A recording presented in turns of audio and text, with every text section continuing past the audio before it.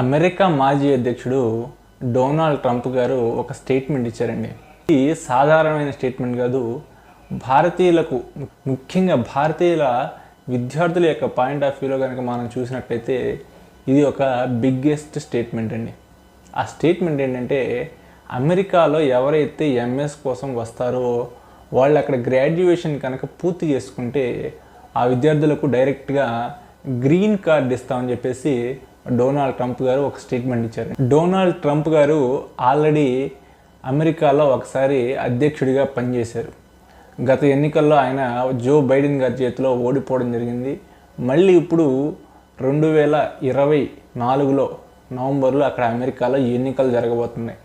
Donald Trump గారు మళ్ళీ పోటీ చేస్తామని చెప్పేసి వార్తలు వినిపిస్తున్నాయి. సో ఈ నేపథ్యంలోనే అమెరికాలో ఏటా కొన్ని లక్షల మంది విద్యార్థులు అక్కడ మాస్టర్స్ కోసం వస్తూ ఉంటారండి. ముఖ్యంగా ఇండియా, చైనా ఇలాంటి దేశాల నుండి ఎక్కువ సంఖ్యలో విద్యార్థులు అక్కడ చదువుకోవడానికి వస్తుంటారు. ఇండియా నుండి వచ్చే విద్యార్థులు సుమారు 65 నుండి 70% వరకు మాస్టర్స్ చదవడానికి, 30 నుండి 35% వరకు ఈ యొక్క బ్యాచిలర్స్ డిగ్రీ దీన్ని చదువుకోవడానికి అక్కడ అమెరికాకి వెళుతూ ఉంటారు.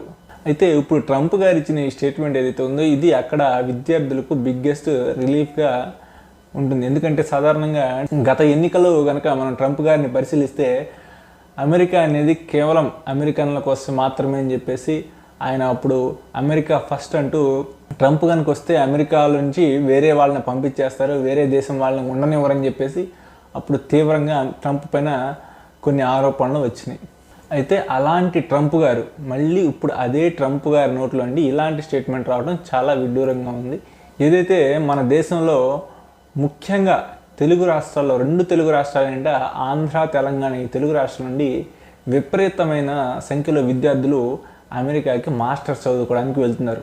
మన దగ్గర ఇంజనీరింగ్ చదివే విద్యార్థులు కూడా చదువు అయిపోవడంతో ఇంజనీరింగ్ ఫైనల్ ఇయర్లో ఉన్నప్పుడే జిఆర్ఈ, టోఫెల్, ఐఎల్స్ ఇట్లాంటి ఎగ్జామ్స్ అన్ని రాసేసి వాళ్ళు మాస్టర్స్కి పైన అవ్వడం చూస్తూ ఉంటాం. ఈవెన్ కొంతమందికి ఉద్యోగాలు వచ్చినప్పటికీ కూడా మంచి ప్యాకేజ్ తోటి 15 లక్షలు, 20 లక్షలు అంతకన్నా ఎక్కువగా కూడా ప్యాకేజీలతోటి కొంతమందికి ఉద్యోగాలు వచ్చినప్పటికీ కూడా వాళ్ళందరూ కూడా ఈ యొక్క ఉద్యోగాలను కూడా వదులుకొని, అలాగే కొంతమంది ఇక్కడ ఆల్రెడీ గత కొన్ని సంవత్సరాలుగా ఉద్యోగం చేస్తున్న వాళ్ళు కూడా ఉన్నారు.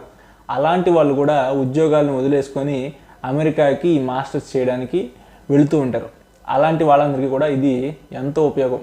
ఈ మధ్యకాలంలో అమెరికాలో ఎన్నో రకాల సంఘటనలు జరుగుతూ ఉన్నాయి. అంటే భారతీయ విద్యార్థులపైన దాడి, లేదంటే కొంతమంది ఇండియన్ స్టూడెంట్స్ ఒక గ్రాసరీలో షాప్ లిఫ్టింగ్ చేయటం, సరైన వీసా లేకుండా, సరైన ప్రాసెస్ లేకుండా కూడా అమెరికాలోకి ఎంటర్ అవ్వటం, అక్కడికి వెళ్ళినాక వీళ్ళు అక్రమంగా పార్ట్ టైమ్స్ కొంతమంది, ఎందుకంటే అమెరికాలో పార్ట్ టైం అనేది వీళ్ళు చదువుకోవడానికి వెళ్తున్నారు కాబట్టి వీళ్ళు పార్ట్ టైం కూడా చేయకూడదు.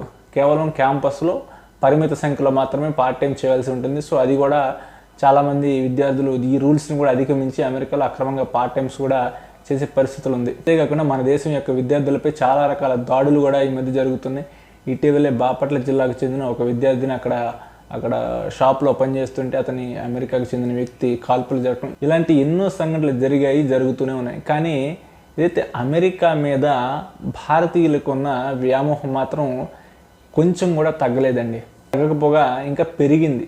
గత 10 సంవత్సరాల కాలంలో కనుక చూసుకున్నట్లయితే అమెరికా కానీ లేదా ఇతర దేశాలు, కెనడా కానీ, ఆస్ట్రేలియా కానీ, ఇవి మేజర్ కంట్రీస్, ఇవి కుదరకపోతే ఇంకా మిగతా దేశాలైనటువంటి యూకే, ఐర్లాండ్, స్కాట్లాండ్, లేకపోతే ఇంకా వేరే దేశాలు, వెస్ట్రన్ కంట్రీస్ చాలా ఉన్నాయి, యూరోపియన్ దేశాలు, ఫ్రాన్స్, ఇలాంటి దేశాలకు కూడా చాలామంది వెళుతూ ఉన్నారు చదువుకోవడం కోసం. సో అలాంటి విద్యార్థులు ఎవరైతే ఉన్నారో వారికి ట్రంప్ గారు తెచ్చినటువంటి స్టేట్మెంట్ ఏదైతే ఉందో వారికి చాలా అవకాశంగా ఇది లభిస్తుంది.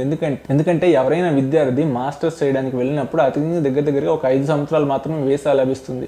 ఇతర అమెరికా విద్యార్థులు ఏ విధంగా సెర్చ్ చేసుకుంటారో, వెతుక్కుంటారో మన విద్యార్థులు కూడా ఆ విధంగానే ఉద్యోగం కోసం వెతుక్కుంటారు. అవసరమైతే కొంచెం లేట్ అయినా కూడా అక్కడ ఉద్యోగం వెతుక్కొని అక్కడే స్థిరపడిపోయేటువంటి అవకాశం మన విద్యార్థులకి ఈ విధానం ద్వారా లభిస్తుంది. అయితే ట్రంప్ గారు మాట మీద నిలబెడతారా అంటే చెప్పలేమండి. ఎందుకంటే ఆల్రెడీ ఆయన అమెరికాలో వలస ఉంటున్న వాళ్ళని, ఇతర దేశాల వాళ్ళని నేను పంపిస్తాను అంటున్నారు. అక్రమ వలసదారులను పంపిస్తానని చెప్తున్నాడు.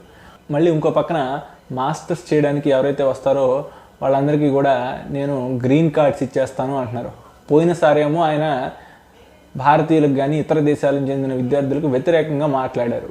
ఈసారి ఏమో ఇక్కడ వీళ్ళకి అనుకూలంగా మాట్లాడుతున్నారు. సో కాబట్టి రేపు ఆయన ఒకవేళ గెలిస్తే కనుక ఆయన ఏ నిర్ణయం తీసుకుంటారు అనేది ఆయన గెలిచాక నిర్ణయం తీసుకునేదాకా మనం చెప్పగలిగేది కాదు. కానీ ప్రస్తుతానికి భారతీయ విద్యార్థులకు మాత్రం ట్రంప్ యొక్క స్టేట్మెంట్ అనేది ఒక ఉపశమనం కలిగిస్తుంది. మన విద్యార్థులు ఎవరు ఎన్ని చెప్పినా కానీ భారతీయ విద్యార్థులు మాత్రం ఫారిన్ కంట్రీస్కి వెళ్ళడం మాత్రం మానరు. అది ఖచ్చితంగా నిజం. ముఖ్యంగా మన తెలుగు రాష్ట్రాల విద్యార్థులు మాత్రం అసలు మానరు. ఏదైతే తెలుగు రాష్ట్ర విద్యార్థులకు, తెలుగు రాష్ట్ర యొక్క విద్యార్థుల యొక్క పేరెంట్స్కి మన ట్రంప్ గారు ఇచ్చినటువంటి ఈ స్టేట్మెంట్ మంచి బూస్టప్గా లభిస్తుంది. ఎందుకంటే ఇటీవల అక్కడ అమెరికాలో అవకాశాలు తగ్గిపోయాయని, జాబ్స్ లేవని చెప్పేసి కూడా విద్యార్థులకు చాలా కష్టమైన కాలం నడుస్తుందని చెప్పేసి కూడా చాలామంది అభిప్రాయపడుతున్నారు. అక్కడికి వెళ్ళిన విద్యార్థులు కూడా కొంతమంది సామాజిక మాధ్యమాల్లో పోస్టులు కూడా పెట్టడం జరుగుతుంది. అమెరికా రావడం ఎంతవరకు కరెక్ట్ అని చెప్పేసి వాళ్ళు కూడా అక్కడ ఉన్న సిచ్యువేషన్ని, రియాలిటీని చెప్పే ప్రయత్నం చేస్తున్నారు. కానీ రియాలిటీ ఎలా ఉన్నప్పటికీ మన వాళ్ళు అక్కడికి వెళ్ళడం మానలేదు. కానీ ఈ విధంగా కనుక ట్రంప్ గారు వీళ్ళకి గ్రీన్ కార్డ్ కనుక ఇచ్చినట్లయితే ఇది చాలా మంది విద్యార్థులకు బెనిఫిట్ అయ్యే అవకాశం ఉంది. ముఖ్యంగా భారతీయ విద్యార్థులు, మరీ ముఖ్యంగా మన తెలుగు రాష్ట్రాల యొక్క విద్యార్థులు దీన్ని రెండు చేతుల అందిపుచ్చుకోవడానికి సిద్ధంగా ఉంటారు.